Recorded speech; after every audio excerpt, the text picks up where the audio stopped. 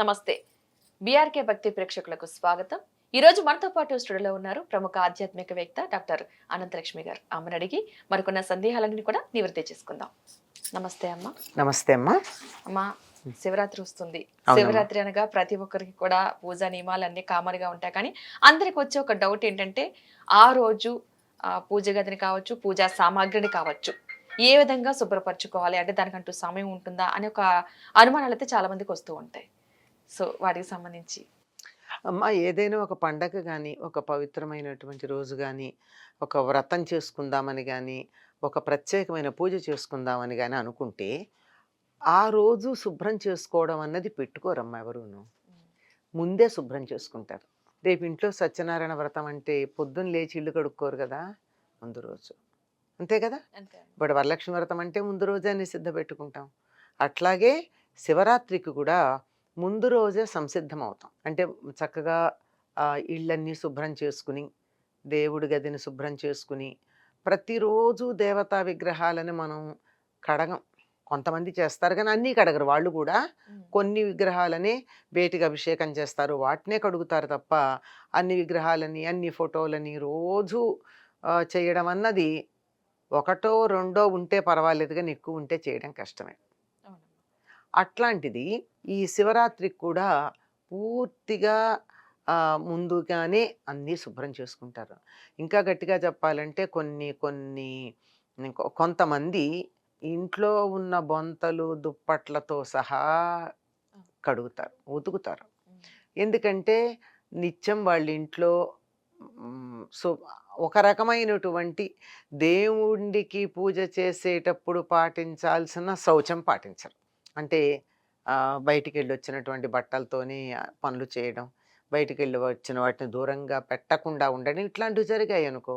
అలాగే ఆమ్, అంటు ముట్టు మైల లాంటివి కలపడం పెద్ద పట్టింపు లేకుండా కలుపుకుంటారు. ఎందుకంటే నిత్యం దీపారాధన పూజ చేసే ఇళ్ళు కావు అవి. హ్మ్. అందువల్ల వాళ్ళకి పెద్ద దోషం ఉంటుందా అంటే ఉండదనే చెప్తారు కొంత అందరూ. ఎందుకంటే వాళ్ళు శారీరక శ్రమ చేస్తూ పూజకి దేవుడికి సమయం వినియోగించేంత తీరిక లేకుండా శ్రమ పడతారు గనక. అందుకే దైవం కూడా వాళ్ళని ఏమనడు. నా దగ్గర కూర్చుని దీపం పెట్టి పూజ చేసి నైవేద్యం పెట్టిన దానికన్నా నువ్వు 10 మందికి ఉపయోగపడే పని చేస్తున్నావు కదా. అంతే కదమ్మా. అది. హ్మ్. కానీ వాళ్ళు కూడా ఈ సందర్భంలో శివరాత్రికి పూజ చేద్దాము అనుకున్నప్పుడు ముందు రోజే ఇంట్లో ఉన్నటువంటి బొంతలు, దుప్పట్లు, ఈ రోజుల్లో అయితే పరుపులు ఉంటున్నాయి. పరుపులు ఎండల్లో వేసి వాటన్నిటిని శుభ్రం చేసుకుని మరీ సిద్ధంగా ఉంటారు. ఇంట్లో ఎక్కడ బూజులు, గీజులు లేకుండా తీసేస్తారు. చాలా బాగా చేసుకుంటారు. హ్మ్. అలాగే కాస్త పెద్ద పూజ చేసే అలవాటు ఉన్నటువంటి వాళ్ళు ఆ దేవుడి మందిరం ఉండొచ్చు, లేతే దేవుడికి ఓ గూడు ఉండొచ్చు, లేతే దేవుడిని ఓ మూల పీట మీద పెట్టుండొచ్చు. వాటన్నిటిని శుభ్రం చేసుకుని శివరాత్రి నాడు శుభ్రం చేసుకునేటటువంటి దానికోసం సమయాన్ని వెచ్చించకుండా ముందే చేసుకుంటారు. హ్మ్. అయితే ఏదో కారణంగా ఊరెళ్ళొస్తాం, మరేదో కారణాలుంటాయి. అట్లాంటివి తప్పనప్పుడు తప్పదు. కానీ చేసుకోవాలి. మామూలుగా అయితే ముందే చేసుకుంటారమ్మా. హ్మ్. ఆనాడు ఇంక లేచిన దగ్గర నుంచి శివ ధ్యానంతోనే, శివ పూజతోనే సమయం గడపటం ఉత్తమమైనటువంటి పద్ధతి. హ్మ్. ఎప్పుడైనా సరే పూజా సామాగ్రి అవి శుభ్రం చేసుకున్నట్టు కాస్త శివనామ స్మరణతో అయితే భక్తిభావంగా చేసుకున్నట్టు ఉంటదంటారు. కాదు, ముందు చేసేస్తాం గదా. హ్మ్. ఇంకా ఆ రోజు చేసేవన్నీ. హ్మ్. అంటే ఉదాహరణకి నేను ఎంత ఇల్లు కడుక్కున్నా, ఇవాళ మళ్ళీ పాచిళ్ళు ఉంచం గదా. అవును. తుడుస్తాం. అది తుడుచుకోవడం, దేవుడి దగ్గర దీపాలు పెట్టుకోవడం, దీపానికి కావాల్సిన ఏర్పాట్లు చేసుకోవడం, పూజకు కావాల్సిన ఏర్పాట్లు చేసుకోవడం, ఎన్నుంటాయి. అవునమ్మా. ఇవన్నీ చేసేది కూడా శివుడి మీద దృష్టి పెట్టి చేస్తే బాగుంటుంది. ఇప్పుడే ఇల్లు కడుక్కోవాలి, ఇప్పుడే దేవుళ్ళని శుభ్రం చేసుకోవాలి అంటే మధ్యాహ్నం, సాయంకాలం అవుతుంది. విసుగొస్తుంది, నీరసం వచ్చేస్తుంది. అవునమ్మా. హ్మ్. ఖచ్చితంగా. ఎందుకంటే చేయాల్సిన పని ముందు చేయడం వల్ల కూడా కాస్త నెక్స్ట్ డేకి తర్వాత రోజుకి శివరాత్రి రోజుకి కొంచెం భక్తి భావంగా అంటే కొంచెం మనం ముందుగా చేయడం అనే అలవాటు ఒకటి. అది కాకుండా హ్మ్. ప్రత్యేకంగా ఈరోజు శుభ్రం చేయడం పెట్టుకోకూడదు. అవును. హ్మ్. అది. దానివల్ల కొంచెం సమయం ఆ రోజు కలిసొస్తది. సమయం కలిసి రావడం ఒకటే కాదమ్మా. ఈరోజు పూజ చేయాల్సిన రోజు హ్మ్. నువ్వు ఇల్లు శుభ్రం చేస్తానంటే ఎట్లా కుదురుతుంది? అవ్వదు. హ్మ్. అలా చేసి మనం నిత్యం చేసే పూజాదికాలన్నీ చేసుకున్న తర్వాత ఇక రోజంతా శివ సంబంధమైనటువంటి విషయాలతో గడపాలి. అంటే శివుణ్ణి ధ్యానం చేయడం కావచ్చు, పూజ చేయడం కావచ్చు, అభిషేకం కావచ్చు. సాయంకాలం అయ్యేటప్పటికి కళ్యాణాలు చేస్తూ ఉంటారు చాలా చోట్ల. వీటిల్లో ఏది చేసినా శివ సంబంధంగా మాత్రమే మనం చేయడం అన్నది సరైనటువంటి పద్ధతి. ఉమ్. అట్లాగే చెయ్యాలి అని చెప్పి అలా చేస్తూ ఉండడం. ఈరోజు మీరు ఇందాక అన్నట్టు ఉపవాసం చేయడం ఒకటి ఉంటుంది. తర్వాత జాగరణ కూడా చేస్తారు. అవునమ్మా. ఉమ్. ఈ రెండు ప్రధానంగా ఉమ్. ఈరోజు అభిషేకం, ఉపవాసం, జాగరణ. జాగరణ ఈ మూడు శివరాత్రి ప్రత్యేకతలు. ఉమ్. అమ్మ, ఉపవాసం అంటే కొంతమంది ఉండగలుగుతారు, మరి కొంతమంది అంటే కొంచెం పెద్దవారు ఎవరైనా ఉండలేకపోతే ఏమన్నా ఫలాలు అలాంటివి తీసుకుని ఉండవచ్చు అంటారా? అమ్మ, ఉపవాసం అంటే అర్థం ఏమిటి? కడుపు మార్చుకోమని కాదు. కడుపు మార్చుకున్న వాళ్ళందరూ ఉపవాసం ఉన్నట్టు కాదు. హాస్పిటల్లో ఉండి మందులు వేసుకుంటూ అన్నం తినకుండా ఉన్న వాళ్ళందరూ ఉపవాసం ఉన్నట్ట ఉమ్. కాదు కదా. ఉప అంటే సమీపంలో, వాసం అంటే ఉండడం, అంటే భగవంతుడి దగ్గరగా ఉండడం. ఆ రోజంతా ఇతర వ్యాపకాలన్నీ పక్కకు పెట్టి దేవుణ్ణే ధ్యానిస్తూ ఉన్నట్టయితే అది ఉపవాసం. ఉమ్. దానికి భోజనం చేయకుండా ఉండడం జోడిస్తారు. అవును. ఎందుకు అంటే కడుపు నిండా భోజనం చేస్తే ఇలా ధ్యానం అని చెప్పి కళ్ళు మూసుకోగానే కంటి నిండా నిద్ర వస్తుంది. అంతే కదా. అవునమ్మా. అంతెందుకు, మనం హాయిగా కడుపు నిండా అన్నం తిని ఇలా కూర్చుని పేపర్ తీయండి, నిద్ర వస్తుంది. అంతే. పేపర్ మన్ని చదువుతుంది, మనం పేపర్ని చదవం. అవునమ్మా. అట్లా ఉంటుంది. అందువల్ల అటువంటి నిద్ర రాకుండా ఉండాలి, చేస్తున్న దాంట్లో మనసు నిమగ్నం కావాలి అంటే ఆహార నియమం పాటించాలి. ఉమ్. అన్నం కడుపు నిండా తినకుండా ఉండాలి. పైగా అప్పుడు జరిగే పద్ధతి ఏమిటంటే, ఏం జరుగుతుందంటే అన్నం తినంగానే మన శరీరంలో ఉన్నటువంటి శక్తి అంతా పొట్ట మీదకెడుతుంది. అవును. అంటే జీర్ణం చేయాలి కదా. అవును. అప్పుడు ఏమవుతుంది, రక్తమంతా అక్కడికి వెళ్ళి పైకి వెళ్ళడం తగ్గుతుంది ఉమ్. మెదడుకి. ఉమ్. మెదడుకి ఎప్పుడైతే రక్త ప్రసరణ తగ్గుతుందో కాస్త ఇట్లా కునికిపాట్లు వస్తాయి. అందువల్ల తినద్దన్నారు. దీనివల్ల ఇంకో ఉపయోగం కూడా ఉంది. భోజనం చేయకపోతే హాయిగా వంట చేయక్కర్లా, తిని అరిగించుకోనక్కర్లా, ఉమ్. వంట చేసిన పాత్రలు కడగక్కర్లా. ఎన్ని పనులున్నాయి. చాలా పనులు తగ్గుతున్నాయి. ఇవన్నీ తగ్గడం వల్ల ఈ సమయం కూడా దైవధ్యానంలో గడపాలి. అంటే ఇవాళ శివరాత్రి, నేను ఉపవాసం ఉన్నాను, వంట లేదు, తిండి లేదు, నేను ఇల్లు సర్దుకుంటాను, లేదా వంటిల్లు బాగు చేసుకుంటాను, లేదా ఏదో ఇంకా పుస్తకాలు షెల్ఫ్లో చదువుతాను, లేకపోతే ఫ్రెండ్స్తో మాట్లాడతాను, ఎప్పుడెప్పటి నుంచో మిగిలిపోయిన పనులు చేస్తాను అనుకుంటే దాన్ని ఉపవాసం అనరు. అది మాత్రం జస్ట్ ఫాస్టింగ్ అంతే. ఉమ్. కడుపును మార్చుకోవటం అవుతుంది. లంఘనం అంటారు. లంఘనం చేసినట్టు అవుతుంది. అది దైవధ్యానంతో గడిపినప్పుడు మాత్రమే అది ఉపవాసం అవుతుంది. జాగరణ చేస్తూ ఉంటారు కదమ్మా. ఉమ్, అంటే జాగరణ అంటే నైట్ అంతా, అంటే రాత్రంతా మెలకుగానే ఉండాల్సి ఉంటుంది అంటారా, అవును. లేదంటే కొంతవరకు ఏమన్నా? అంటే శివుడు ఆవిర్భవించింది ఆ, రాత్రి అర్ధరాత్రి.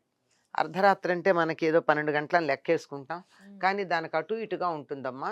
మన వాళ్ళ లెక్క ప్రకారం 14 నిమిషాలు ఆ లెక్క ప్రకారం ఉంటుంది. సరిగ్గా అర్ధరాత్రి అయ్యేది. ఒక్కోసారి అర్ధరాత్రి మనకి ఎగ్జాక్ట్లీ 12ంటికి అవ్వదు.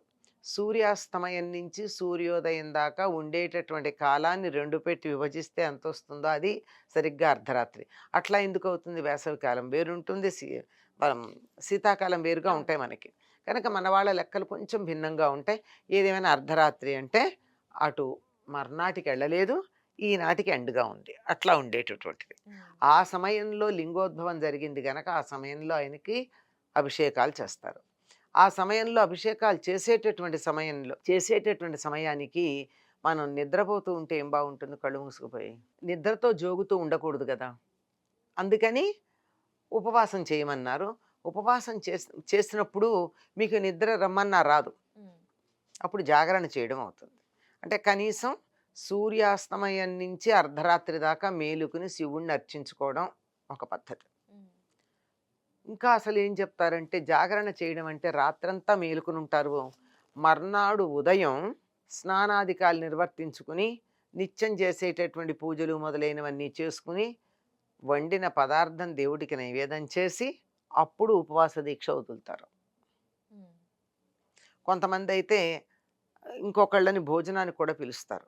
ఇప్పుడు ఎవరు రారు, ఎందుకంటే మా ఇంట్లోనూ పూజ చేసుకుంటున్నామండి అనేవాళ్ళు ఉంటారు. అవునమ్మా. అట్లా కాకుండా పూర్వం ప్రత్యేకంగా ఇలా మా ఇంట్లో భోజనానికి రావాలండి అంటే నియమాన్ని పక్కకు పెట్టి వచ్చేటటువంటి నియమం కలిగిన వాళ్ళు ఉండేవారు. ఉమ్. అట్లాంటి వాళ్ళతో జరుగుతుంది. కనుక కనుక జాగరణ అంటే మేలుకుని ఉండడం. ఈ మేలుకుని ఉండడం అన్నది మన వాళ్ళు మాకు చిన్నతనంలో రోజుకు 3 ఆటలేసేవారు సినిమాలు. శివరాత్రి జాగరణ అని. అంటే 6-9 దాకా ఒక ఆట అయిపోతుంది మామూలుగా. ఆ 9 నుంచి కంటిన్యూస్ ఒకే టికెట్ మీద 3 సినిమాలు. 3 గంటల సినిమాలు ఉండేవి కదా! 9-12, 12-3, 3-6 3 సినిమాలు ఒకటే టికెట్. ఇలాంటి సినిమాలు చూసి కొంతమంది పేకాడతారు. పేకాటలాడి మేలుకుంటే అది జాగరణ అవ్వదు. అది నైట్ అవుట్ మాత్రమే అవుతుంది, జాగరణ అవ్వదు. జాగరణ అంటే ఏం చేయాలి? రాత్రంతా కూడా శివ సంబంధమైన గాథలు వింటూ గాని చదువుతూ గాని ఉండాలి. అది అంటే జాగరణ శబ్దానికి మేలుకుంటా అని అర్థం.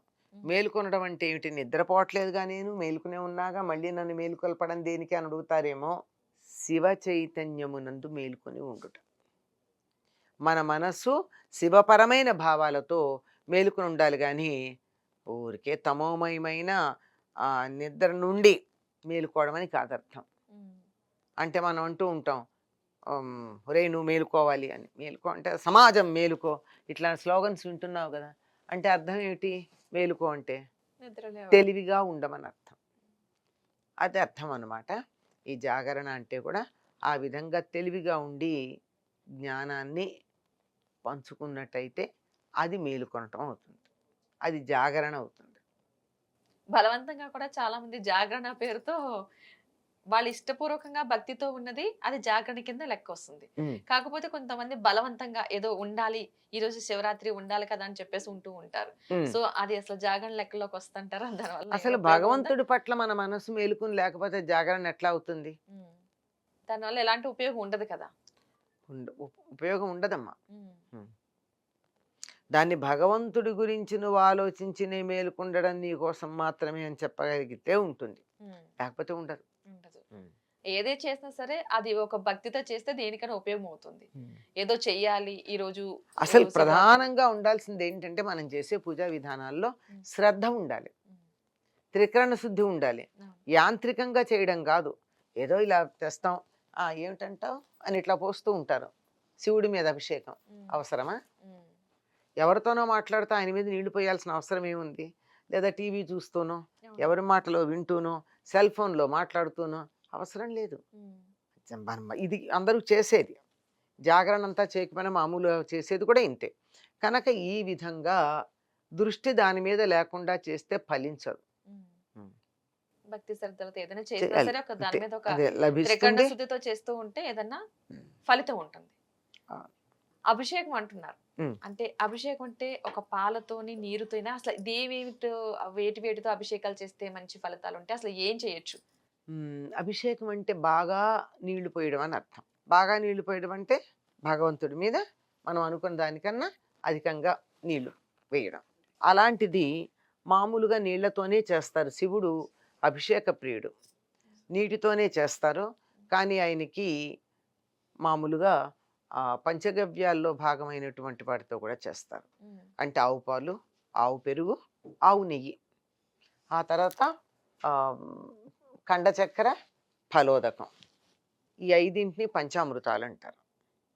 మనం మామూలు పంచదార వాడకూడదు, అది పూజకి పనికిరాదు, నైవేద్యానికి అంతకంటే పనికిరాదు. కనుక కండ చక్కెర అది వేసి వీటితో అభిషేకం చేస్తారు. ఇది ఎక్కువసేపు కూడా ఉండదు. ఏదో రుద్రం 11 సార్లు చదివితే రుద్రం ఒకదాని హృదయం దగ్గర ఇవి చేస్తారు, కానీ మిగిలినవంతా కూడా ఎక్కువగా చేసేది నీటితోనే. జలాభిషేకమే ఆయనకి చాలా ఇష్టం. జలాభిషేకంతో మంచి ఫలితాలను, అంటే ఏదో గొప్ప కోసం అని కొన్ని పళ్ళ రసాలతో కూడా కొంతమంది చేస్తూ ఉంటారు. సో అలా చేయొచ్చు అంటారా? ఇందులోనే మనం అనుకున్నాం కదమ్మా, ప్రధానమైనటువంటిది నీళ్లు. పళ్ళ రసాలతో చేయొచ్చు, ఎన్నిటితో అయినా చేయొచ్చు.